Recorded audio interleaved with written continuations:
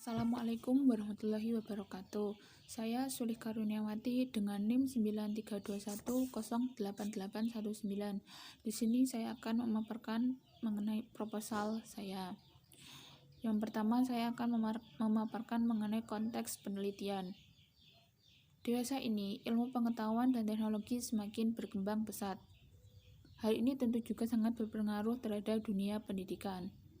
Karena hampir semua bangsa dunia sepakat bahwa pendidikan merupakan penentu dalam memajukan suatu bangsa. Dampak dari berkembangnya ilmu pengetahuan terhadap pendidikan juga munculnya justifikasi positif dan negatif yang dirasakan dalam kehidupan sehari-hari. Misalnya dalam dampak positif itu semakin dekat jarak dunia yang bisa diakses melalui alat transportasi dan komunikasi modern. Namun dampak negatif dari perubahan tersebut pun sulit dibendung. Pola pemikiran yang rasionalis, sekuler, bahkan ateis atau keberat-beratan. Kondisi pendidikan yang demikian mendorong kita untuk membuat paradigma baru pendidikan yang tidak hanya berorientasi pada keterampilan, ilmu pengetahuan, namun juga berorientasi pada nilai. Di sisi lain, pembaruan pendidikan Islam saat ini dihadapkan dengan dua isu besar. Pertama, permasalahan dalam pendidikan yang belum mampu mencetak output yang berpikiran maju dan berperilaku Islami. Yang kedua, permasalahan pengaruh konsep Barat yang cenderung rasionalis dan empiris semata. Selanjutnya, kondisi yang tidak kalah mengkhawatirkan, yakni kalangan pelajar yang kurang budi pekertinya dan akhlaknya akan berakibat pada rendahnya moralitas, sehingga dunia pendidikan Islam saat ini terpengaruh oleh kebarat-baratan yang sangat rasionalis dan empiris sehingga kehilangan nilai dan etikanya. Dalam lembaga pendidikan, etika sedikit banyak menjadi problem lembaga karena etika ini sangat berpengaruh terhadap berjalan lancarnya dalam suatu pendidikan. Perilaku anak didik secara umum sudah banyak berlebihan jika orang berkata bahwa yang paling menonjol dalam diri manusia adalah etika, karena kalau etikanya kurang itu pasti dalam pendidikannya akan menjadi berpengaruh. Berdasarkan uraian di atas, perlu adanya usaha dalam menyelesaikan problematika tersebut jika tidak akan menghambat dalam proses pendidikan, khususnya di lembaga pendidikan formal. Dalam hal ini perlu adanya solusi alternatif dalam menyelesaikan problematika tersebut. Salah satu disinilah mesti hadir lembaga pendidikan lain yang dapat membina kepribadian peserta didiknya. Dalam hal ini, pondok pesantren kiranya mampu untuk hadir dan bersaing dalam membina generasi muda bangsa Indonesia supaya bisa lebih baik. Dalam hal ini, pesantren dibagi menjadi dua, pesantren tradisional dan pesantren modern. Pesantren tradisional atau bisa disebut dengan pesantren salafi masih mempertahankan pengajaran kitab-kitab Islami klasik sebagai inti pendidikan di pesantren. Pesantren modern, sistem pendidikan yang berusaha mengintegrasikan secara penuh sistem tradisional dan sistem sekolah formal. Dalam hal ini, tujuan pendidikan pesantren menjelaskan untuk selalu dalam hal ini, tujuan dari pendidikan pesantren tidak hanya untuk mengasuh daya pikir peserta didik dengan penjelasan, tetapi meningkatkan moral dan melatih kedisiplinan serta mempertinggi semangat, menghargai nilai-nilai spiritual dan kemanusiaan. Tujuan pendidikan pesantren juga tidak dituntut untuk duniawi saja, namun juga akhirat. Di era globalisasi saat ini, terjadi kerentanan mental santri ketika berada di kompleks pondok pesantren dibandingkan ketika mereka di luar kompleks pondok pesantren. Penanaman nilai pendidikan yang berupa akidah dan akhlak terkikis oleh dunia luar jika santri berada di luar pondok atau saat liburan, karena misalnya terpengaruh dengan pergaulan bebas yang tidak bisa dikontrol, karena ketika mereka keluar dari kompleks pesantren, nilai-nilai pendidikan yang selalu ditanamkan ketika mereka berada di pesantren terkikis. Penyebab utamanya adalah ketika tidak ada aturan pesantren yang perlu diperhatikan ketika berada di luar kompleks pesantren. Hal ini menyebabkan terkikisnya mental atau jati diri seorang santri ketika berada di lingkungan yang bebas. Oleh karena itu, pendidikan pesantren dianggap oleh masyarakat sebagai tempat pendidikan Islam yang berkualitas dengan model asrama. Santri mendapatkan pendidikan agama dengan pengajian atau madrasah sepenuhnya.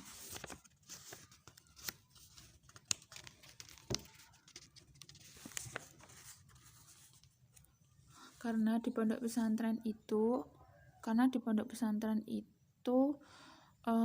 para santri itu diasuh oleh Pak Kiai atau ustadzah yang bisa mengajarkan santri mengenai intelektualitas, spiritualitas, dan akhlakul karimah untuk membentuk karakter dari santri itu sendiri ketika berada di luar maupun di dalam pondok. Karena melihat kondisi zaman sekarang yang cukup mengkhawatirkan bahwa pendidikan Islam yang kurang diperhatikan khususnya dalam bentuk etika, moral, karakter, sosial, dan kebaikan dalam memahami dan menjalankan kehidupan, maka perlu menelaah nilai-nilai pendidikan Islam yang berada dalam kitab Ta'limut Ta'lim. Menurut Imam Burhanul Islam Mizanuji, untuk menciptakan kehidupan yang damai serta diridhoi Allah yang Maha Kuasa. Di sisi lain, dalam hal ini peneliti melihat bahwa di sekitar rumahnya terdapat salah satu pondok salafiyah bernama Pondok Pesantren Darussalam. Karena peneliti mengambil judul yaitu upaya santri dalam mengimplementasikan nilai-nilai pendidikan Islam dalam kitab Ta'limut Ta'lim. Karena itu, peneliti mengambil judul upaya santri dalam mengimplementasikan nilai-nilai pendidikan Islam pada kitab Ta'limut Ta'lim karya Syekh Zarnuji di Pondok Pesantren Darussalam Sidomulyo Wates. Berdasarkan pada konteks penelitian di atas, maka peneliti mengambil beberapa hal penting sebagai rumusan masalah dalam kajian ini. Di antaranya, pertama, bagaimana cara pengembangan pola berpikir intelektual santri era sekarang di Pondok Pesantren Darussalam Sidomulyo Wates. Yang kedua, bagaimana cara meraih kunci keberhasilan santri dalam menuntut ilmu di Pondok Pesantren Darussalam Sidomulyo Wates. Untuk definisi konsep, saya menjelaskan mengenai kitab Ta'limut Ta'lim, terus sama nilai-nilai pendidikan Islam dalam kitab Ta'limut Ta'lim.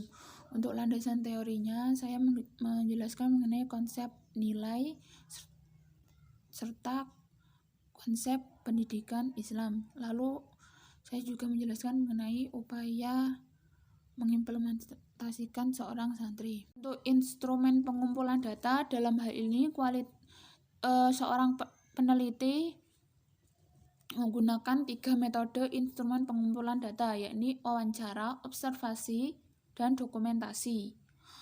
Untuk yang pertama, observasi. Data yang diperoleh melalui observasi adalah letak geografis, sistem pendidikan, aktivitas para santri dalam kehidupan sosialnya, sehingga dapat diketahui kebiasaan-kebiasaan para santri dalam kehidupan sosial di pondok pesantren. Untuk wawancara, adapun wawancara yang digunakan untuk memperoleh data adalah bagaimana peran kiai dan guru pesantren dalam mengajarkan nilai-nilai pendidikan yang tercantum dalam kitab Ta'limut Ta'lim. Yang kedua, bagaimana metode pengajaran kitab Ta'limut Ta'lim. Yang ketiga, menurut kiai, apakah keberhasilan seorang santri dapat dilihat dari lamanya dia menuntut ilmu di pondok. Yang keempat, apa saja yang harus dipenuhi seorang santri saat menuntut ilmu di pondok. Yang kelima, bagaimana cara pengembangan pola berpikir intelektual santri di era sekarang. Yang keenam, bagaimana cara santri agar meraih kunci keberhasilan. Yang ketujuh, apakah santri yang menuntut ilmu agama hanya diperuntukkan oleh orang kaya. Yang kedelapan, bagaimana pola penerapan nilai-nilai pendidikan Islam di Pondok Pesantren Darussalam. Yang kesembilan, bagaimana pengembangan spiritual santri di Pondok Pesantren Darussalam. Untuk dokumentasi yaitu data yang diperoleh, profil lembaga, jumlah santri Pondok Pesantren Darussalam, serta foto kegiatan sehari-hari, sikap sosial dan pembelajaran di Pondok Pesantren Darussalam Sidomulyo Wates. Untuk metode jenis penelitiannya yaitu kualitatif dengan pendekatan fenomenologi. Teknik analisis data, dalam hal ini saya mengaitkan antara teori behaviorisme atau aliran perilaku adalah filosofi dalam perilaku psikologi yang berpijak pada proporsi bahwa semua yang dilakukan peserta didik, termasuk apa yang ditanggapi, dipikirkan, atau dirasakan sebagai perilaku. Aliran ini berpendapat bahwa suatu perilaku tertentu dapat digambarkan secara ilmiah tanpa melihat peristiwa yang melatar belakanginya atau menyebabkannya. Behaviorisme memiliki anggapan bahwa semua yang dilakukan peserta didik merupakan sesuatu yang diamati. Munculnya aliran ini disebabkan adanya rasa tidak puas terhadap teori psikologi daya dan teori mental, karena aliran tersebut hanya menekankan pada segi kesadaran.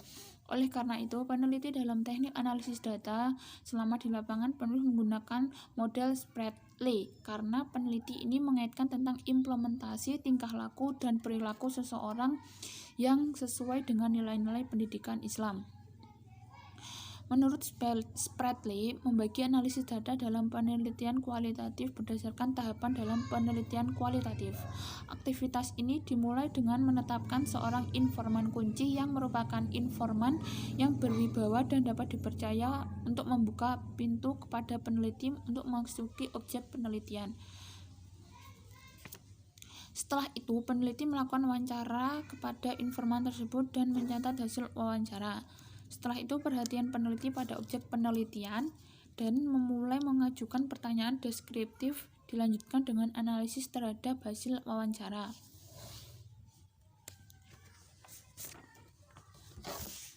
Itu pemaparan proposal dari saya. Wassalamualaikum warahmatullahi wabarakatuh.